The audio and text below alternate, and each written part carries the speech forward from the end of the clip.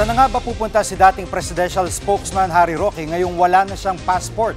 Live mula sa TV5 Media Center, nangunguna sa balita si News 5 anchor Ed Ligao. Bok, nakapanem niyo sa programang StoryCon sa Attorney Roque. Ano bang detalye nang hindi niya natuloy na biyahe papuntang Austria?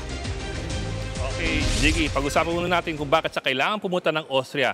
As it turns out, mali pala yung bansang pinag-applyan ni Harry Roque ng kanyang political asylum. Tatandaan natin, nag-apply siya ng political asylum sa bansang the Netherlands. Pero if you follow down the Dublin regulations, kailangan ka mag-apply sa bansa where you got your visa or country of issuance ng visa, hindi sa country of first entry. Ang problema, pumasok siya ng Netherlands noong Marso at akala niya doon na siya mag-apply ng kanyang political asylum. Hindi pala ganon. So as it turns out, ayon sa kanya, hindi raw rejected ang kanyang asylum application. It was only being transferred jurisdiction from Netherlands to Austria. Yan ang kanyang country of visa issuance. Ngayon, dun sa tanong na kung bakit pinababa siya sa aeroplano kasi he was supposed to be flying to Austria for the processing of his asylum. Ang sabi ni Harry kasi napag-alaman ng piloto at I suppose ng immigration officers doon na meron siyang medical certificate stating that he is not eligible to fly because of his health condition. Nagpa-opera daw si Harry Roque kamakailan lamang. So binigyan siya ng option, would you want to fly pa rin or would you rather not? So sabi ni Harry, sige, hindi na ako lilipad. I will deplane and let's see from there. So, andyan siya ngayon. In a state of limbo, hindi malaman kung ano mangyayari sa kanya ngayon. Naghihintay siya ng word kung ano ang next steps. In the meantime, andyan siya ngayon pa rin sa Netherlands. Jiggy. At Bok, nung Marso pa nasabi ni Attorney Roque na meron na siyang asylum application sa the Netherlands, bakit ngayon lang ito na-refer ng the Netherlands sa Austria? Well, Jiggy, that was our very same question to Harry Roque. Kasi Marso pa siya nasa Netherlands at pagkatagal-tagal nandun at very high profile siya doon. Tapos biglang pinapalibad siya ng Austria na parang biglang may nagising na sinabing dapat hindi ka nag-apply dito, dapat doon ka nag-apply sa Vienna, kabilang bansa. Ang paliwanag ni Harry Roque is sadyang mabagal daw sa Europa. I don't know how believable that is, pero that is what Harry was saying. On the other hand, kasi you might also look at it this way.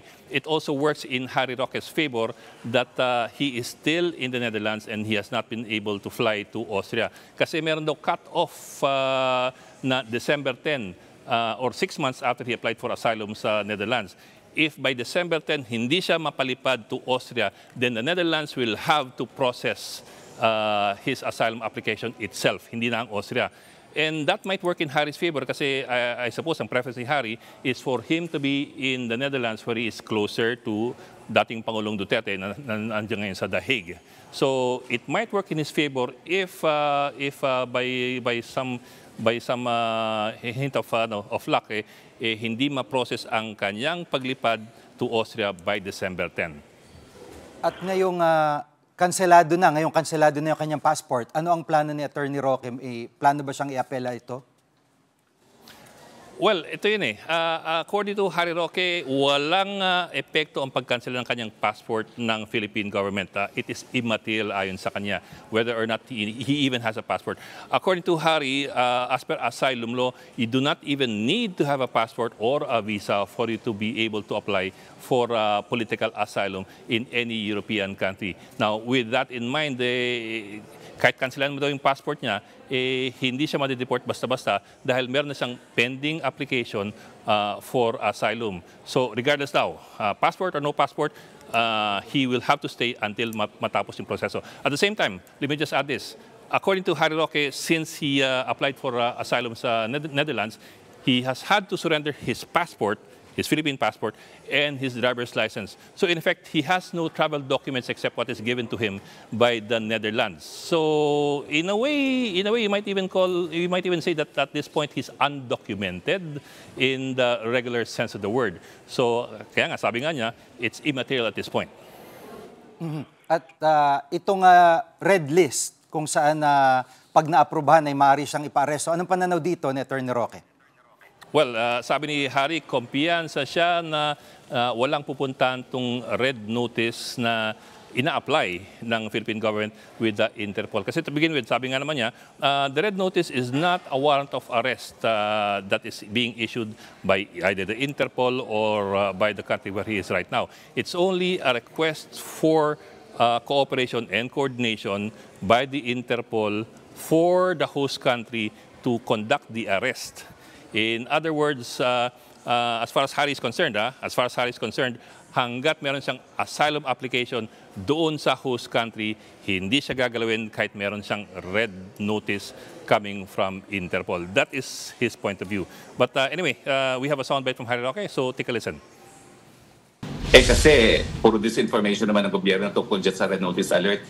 They make it appear that parang it's an international warrant of arrest. So to me, that has no effect.